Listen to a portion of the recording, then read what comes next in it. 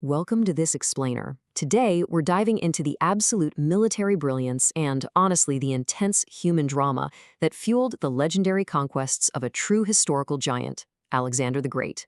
We're going to draw it directly from our sources to explore how a young prince from the fringes of the Greek world didn't just inherit an army, he forged a massive empire that stretched to the literal edge of the known map. So, how exactly do you conquer the known world by the time you're 30? I mean, it's a staggering feat that still kind of boggles the mind today, right? By unpacking the sources, we're going to see how a wild combination of inherited advantages, totally unprecedented tactical genius, and a frankly unquenchable ambition created an empire unlike anything antiquity had ever seen. Here's our roadmap for the journey. We've got the ultimate war machine, the boy becomes king, breaking the Persian Empire, masterpiece at Gaugamela, the edge of the world, and finally, legacy of the conqueror. Kicking things off with Section 1, the ultimate war machine, Philip II's revolutionary military reforms. Look, we absolutely cannot understand Alexander without first looking at his dad, Philip II. Philip took Macedonia from this fragile, marginalized underdog state and turned it into an absolute powerhouse. And the real game changer here? A new piece of military tech called the sarissa. This was a highly specialized 15 to 18-foot pike introduced by Philip. Because it was just so massively long, it gave the Macedonians a huge reach advantage in close combat. It literally let them strike long before traditional Greek hoplites could even get their much shorter spears anywhere near them. What's super fascinating is how Philip combined these elements to build this terrifying, unified system. He set up a phalanx of heavy infantry. We're talking up to 24,000 men, packed tightly together, 16 ranks deep. Those front rows just projected an impenetrable wall of sarissas. But a giant block of guys with huge spears is pretty slow, right? So he supported them with highly mobile hyaspists, or shield bearers, to protect their vulnerable flanks. Then, to top it all off, he flanked the whole setup with the elite companion cavalry. He basically turned his infantry into an immovable anvil and the cavalry into a devastating hammer. Moving right along to Section 2, the boy becomes king, securing the throne and the legend of Bucephalus. Long before he was commanding these massive armies, a young Alexander stepped into this immense power and quickly proved he had some serious legendary potential. The sources share this famous anecdote of him taming a wild, totally unmanageable horse named Bucephalus. All the older, experienced guys at court were laughing at him, but Alexander noticed the animal was really just terrified of its own shadow, so by gently turning its head to face the sun, he calmed it instantly. It was a brilliant flash of intuition. His dad was actually so impressed that he reportedly told his son, "Macedonia is simply too small for you."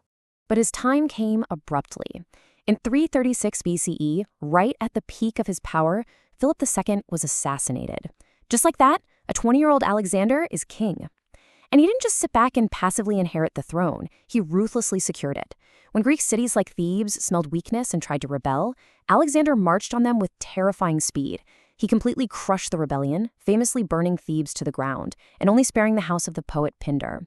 He locked down his base and proved for sure that he was every bit as formidable as his father. Which brings us to Section 3, breaking the Persian Empire, the invasion of Asia. With his home turf totally secure, Alexander unleashed his dad's war machine on the ultimate prize, the Persian Empire. And the scale of what he was up against was staggering. On one side, you have the Macedonian force, super disciplined, compact, crossing into Asia with just 37,000 men and relying entirely on rapid mobility. On the other side, the Persian Empire, a giant of unprecedented scale. We're talking vast wealth, massive coastal fleets, and armies that could easily field well over 100,000 men. Make no mistake, Alexander was a severe underdog when it came to numbers, naval power, and sheer resources. Now, to neutralize that massive Persian navy, Alexander couldn't exactly fight them on the water, so he just attacked their ports from the land. When the seemingly impregnable island city of Tyre outright refused to submit, Alexander besieged it for 7 incredibly brutal months. And in this breathtaking display of engineering and sheer willpower, he literally altered the geography of the earth to do it. Since Tyre was an island surrounded by deep water and huge walls, Alexander ordered his men to build an 800-meter causeway, a literal land bridge, right through the sea. Under constant enemy fire, they just kept pushing earth and rubble into the water until they reached the walls and took the city. This brilliant move secured the Mediterranean coast, totally neutralizing the Persian fleet, before he pushed down into Egypt, where he was actually welcomed as a liberator and crowned pharaoh. Now for Section 4, Masterpiece at Gaugamela, the climax of Alexander's tactical genius. This brings us to 331 BCE. Alexander marches right into the heart of the empire to face King Darius on a massive open plain at Gaugamela. Darius had actually leveled the ground specifically for his scythed chariots. But let's break down Alexander's absolute battlefield brilliance in 3 steps. Step 1. Alexander shifts his forces to the right, drawing the Persian left wing way out toward the edge of the battlefield. Step 2. As the Persians stretch to match him, a gap naturally opens up in their overextended center. Step 3. Alexander personally leads a devastating wedge charge with his companion cavalry directly into that gap, aiming straight for King Darius himself. It was a flawlessly timed maneuver that triggered the total collapse of the Persian center, forced Darius to flee, and officially broke the empire.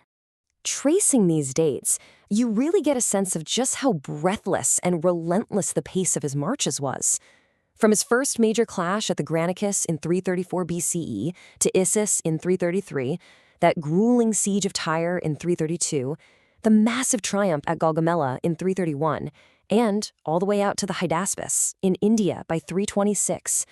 Over just a handful of years, he kept this army constantly moving, constantly fighting, and pushing across incredibly hostile and varied terrain. This takes us to Section 5, the edge of the world. Elephants, monsoons, and mutiny. But, ambition has a human limit. As Alexander pushed way beyond Persia and into India, the environment and the enemies became entirely alien to his Greek forces. At the Battle of the Hydaspes, after secretly crossing a flooded river, they had to face King Porus and the absolute chaos of war elephants. These beasts terrified the Macedonian horses and literally trampled the phalanx. Now, Alexander did ultimately defeat Porus, but the psychological toll was immense. It was also here that his beloved horse, Persepolis, finally died, which was a devastating blow to the young conqueror. By the time they reached the Hyphasis River, the army had marched an astonishing 18,000 kilometers over 8 grueling years. They had survived deserts, brutal mountains, violent monsoons, and just endless, exhausting warfare. And that brings us to a really powerful quote from our sources, voiced by his loyal general Canoas on behalf of the exhausted men. "We have followed you to the ends of the world. Now we want to go home." Think about that.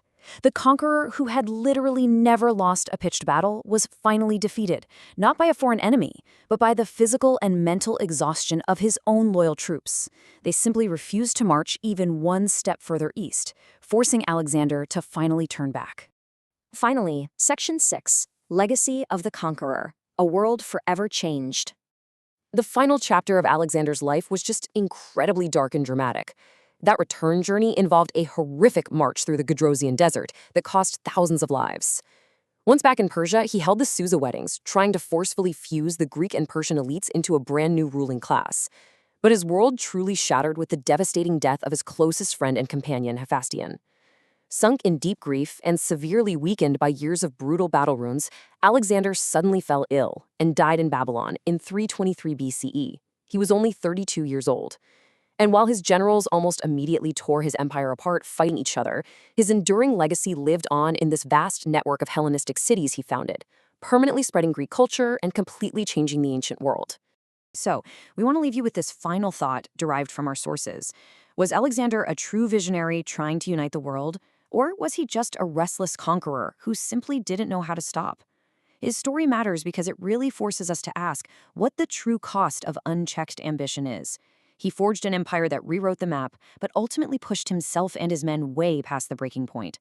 What's your biggest takeaway from his legendary run? Thanks for tuning in to this explainer, and keep questioning the giants of our past.